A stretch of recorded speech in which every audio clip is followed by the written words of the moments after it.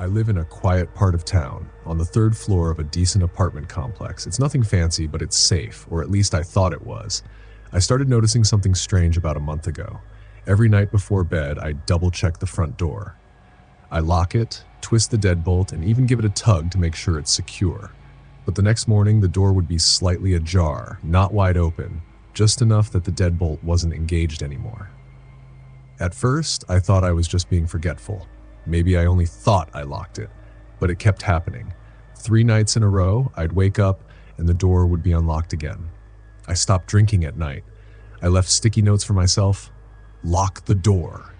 I even recorded myself locking it once, just to be sure. And the next morning, same thing. I told the building manager. He shrugged it off, said the latch was probably loose. Maintenance checked it, said everything was fine. I bought a cheap security cam, one of those indoor ones that points right at the door. I didn't tell anyone about it. That night I did my routine. Lock, deadbolt, tug. I even whispered to myself, no way it opens tonight. The next morning, the door was open again. My stomach dropped. I rushed to my phone, opened the camera footage. It was around 3:14 a.m. The clip started with silence, then click. The deadbolt turned, slowly. The knob twisted. The door creaked open just a few inches. A hand reached in, pale, long fingers. It rested on the doorframe for almost a full minute, just holding it open. Then it withdrew. The door stayed ajar. That was it. No one stepped in, no footsteps, no face, just that hand. I showed it to the building manager. He looked pale, called the cops, but the footage was grainy and nothing was stolen. They filed a report and left. I changed the locks, got a chain bolt, slept with a baseball bat next to me. And last night I wedged a chair under the doorknob before bed. This morning, the chair was moved. The door wasn't open, but it wasn't locked either.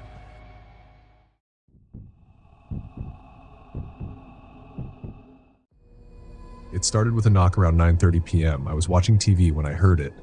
3 slow knocks, then silence. I wasn't expecting anyone. I live alone and I don't exactly order food at random hours. I peeked through the peephole. A man in a red jacket stood there, holding a white plastic bag. He looked normal enough. Scruffy beard, baseball cap, phone in hand. DoorDash for Tyler, he said, raising the bag slightly. Wrong address. Wrong name. I told him through the door.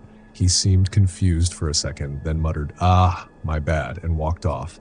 I thought nothing of it until the next night. Same knock, same guy. This time he looked more annoyed.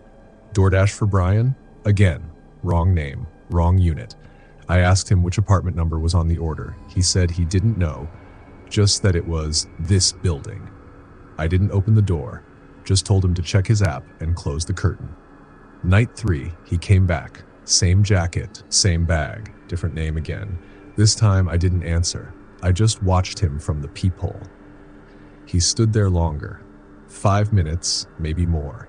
He wasn't holding his phone. He wasn't even looking around. He was looking directly at the peephole. I backed away and turned off all the lights. After that, I installed a motion light and a cheap doorbell cam. A friend of mine who used to work security said it sounded like he was casing the place. I filed a police report. They said they'd increase patrols, but he hadn't technically done anything illegal. 2 nights later, I got a ping from the doorbell cam. It was him again, except this time he wasn't wearing the red jacket. He was in black. No bag, no hat, just standing there, breathing heavy. He reached up, and this part still makes my skin crawl, covered the camera with something. When I checked the footage the next morning, there was only static after that point. That same day, I noticed something else. One of the screws on my front porch light was missing, and the entire fixture was slightly tilted. I took it apart. Inside, behind the bulb, was a tiny, wired device. A camera. I called the police again. This time, they took it seriously. They traced the device. It was transmitting to a receiver they later found hidden in the bushes across the parking lot. He'd been watching my door for who knows how long. They never found him. No name, no plates, no record of any DoorDash account matching his descriptions. But I moved 2 weeks later, and the first night in my new place, I got a food delivery I didn't order. No receipt, no name, just a white plastic bag sitting on my doorstep.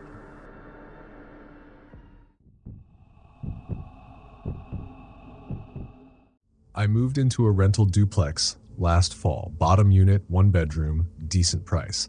The landlord, Doug, was this older guy who lived out of state. He warned me during the tour that the upstairs unit was vacant for now and locked up. Said it used to be a short-term rental but got too expensive to maintain. Honestly, I didn't care.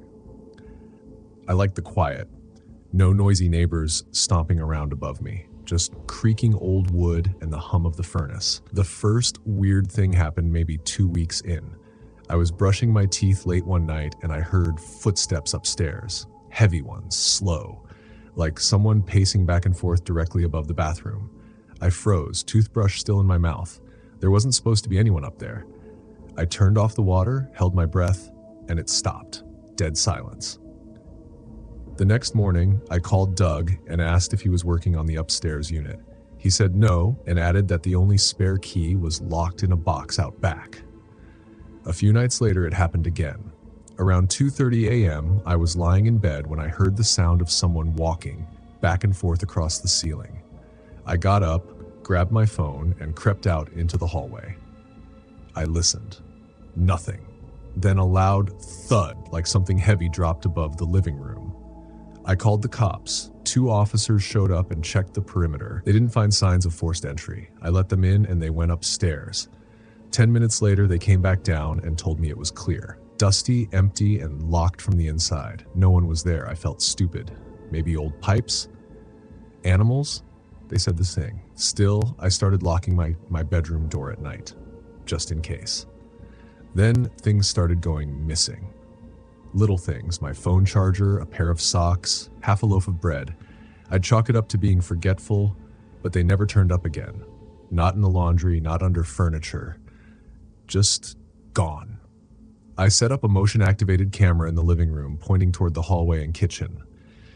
Just one of those cheap Wi-Fi cams. I didn't tell anyone about it. The following night, I checked the footage the next morning. At 3:11 a.m., the camera clicked on. A man stepped into the frame from the hallway, barefoot, wearing what looked like one of my t-shirts. He walked straight to the fridge, opened it casually, took out a bottle of water, then sat on the couch like he lived there. He sat in the dark for a full 5 minutes, drinking, looking around. Then he stood up and walked back toward the hall. But here's the part that made my blood run cold. He didn't come in through the front door. He came from the direction of the attic access panel in the hallway ceiling. I called the cops again. This time they came with a warrant and a team.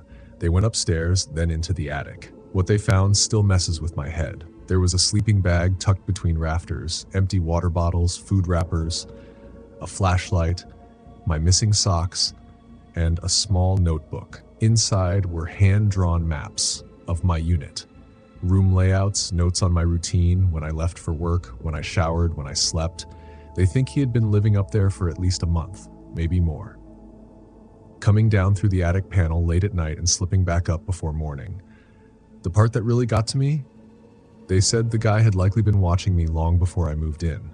The notebook had pages that predated my lease, entries about the previous tenant too. No one knew who he was. No ID, no record. He vanished before the cops arrived. Doug changed all the locks and sealed off the attic, but I couldn't stay. I lasted one more night before I packed everything and left. Sometimes when I'm lying in bed in my new place, I swear I hear footsteps above me. But the worst part isn't the sound. It's the fear that someone could live that close, and you'd never know.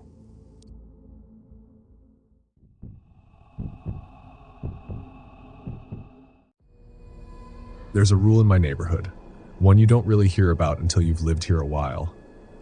Don't acknowledge the man at your window. I thought it was just a weird local legend. I moved into a rental house on a quiet, tree-lined street 3 months ago. Small place, cheap rent.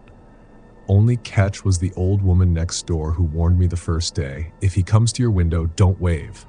Don't speak, just walk away. I laughed it off, figured she was just lonely or a little senile. The first time it happened, it was around 11:45 p.m. I was on the couch in the living room, half asleep with a show playing in the background, when I noticed movement through the curtain. Someone was standing just outside the large front window. Still. Barely breathing. Just watching. I froze. He didn't knock. Didn't try to open anything. Just stood there. After what felt like forever, I pulled the curtain back a little and looked. Middle-aged man. Thin. Pale. Eyes wide, glassy, like he wasn't really seeing me, just something through me. I panicked and waved, just a small gesture, instinctual. He tilted his head slightly, then walked away. Didn't think much of it after. Creepy, yeah, but maybe some disturbed guy or a weird prank. But the next night he came back. Same time, same spot. I didn't wave, just stared. He stood there longer, 10 minutes, 15, then finally walked away again. This kept happening. Every night. 11:45 p.m. Sometimes I'd peek, sometimes I wouldn't, but he never knocked, never moved, just watched. I mentioned it to a coworker who also lives nearby. She went pale. Told me she'd heard stories growing up that he only appears to certain people, that if you acknowledge him, it's like giving him permission. Permission for what, she wouldn't say. That night, I didn't go near the window. I turned off the lights and sat in the dark. Still, I heard it. Footsteps outside. Gravel crunching, and something else, a whisper, almost like a voice on the other side of the glass, repeating, "Let me see." I called the police the next morning. They checked the yard, the cameras, nothing, no footage, no prints, no signs of anyone. But now it's not just the front window. Last night, I woke up to the sound of breathing outside my bedroom. I live alone. I turned my head slowly. He was there, not in the yard, inside. Standing by the window from the inside, staring out. He looked at me, smiled faintly, and whispered, "You waved?" I haven't left the house since, because now, every time I pass a mirror, I see someone else's reflection behind me, and he's still waving.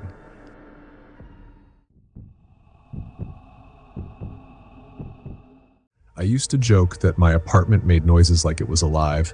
Creaks in the hallway, soft thumps at night, and the occasional whispery draft through the vents. It was an old building, so I chalked it up to settling wood and thin walls. Still, something always felt off. I'd come home and find things slightly out of place. A chair a few inches away from where I left it. Drawers not fully closed. Once, my toothbrush was damp, and I hadn't used it all day. I told myself I was just tired, maybe a little paranoid. Then one night, I woke up around 2 a.m. to what I thought was a voice. Muffled, low, coming from somewhere inside the walls. I pressed my ear to the drywall near the closet and held my breath. There it was. Breathing. I backed away, locked myself in the bathroom, and didn't sleep. The next morning I called the landlord. He brushed it off. Old pipes, maybe a raccoon in the crawl space. He sent out a pest guy who found nothing. Still, the noises got worse. I set up my phone to record overnight, aimed at my bedroom door. In the morning I watched the footage. Around 3:17 a.m., the door slowly creaked open. No one entered. But in the corner of the frame, near the baseboard, the wall shifted. It was subtle, like a slight bulge moving behind the drywall, then stillness. I tore open the section of wall behind my closet that night. What I found made me drop the flashlight. A crawl space, narrow, dark, and cramped. Inside was a pile of old blankets, food wrappers, Polaroids, photos of me, sleeping, eating, changing. They weren't taken through a window. They were taken from inside the apartment. I called the cops. They brought in dogs, gear, everything. They found him wedged behind the wall near the heater vent, alive. He'd been living in the walls for weeks, maybe months, coming out through a hidden panel in the closet when I was asleep or gone. He had a key. They think he was a former tenant who never really left. I moved out that day. But I still check behind the walls of every place I live, because now I know the sound of someone watching me from just a few inches away. 5 stories. No easy answers. No clean exits. Maybe they were dreams, maybe they were lies. But the people who lived through them, they don't think so. They still see things that shouldn't be there. Still double-check their locks. Still feel something watching when the summer air turns still. Thanks for keeping the lights off with me tonight. If you've got a summer story of your own, send it in. You never know, it might be next. And as always, sleep tight if you can.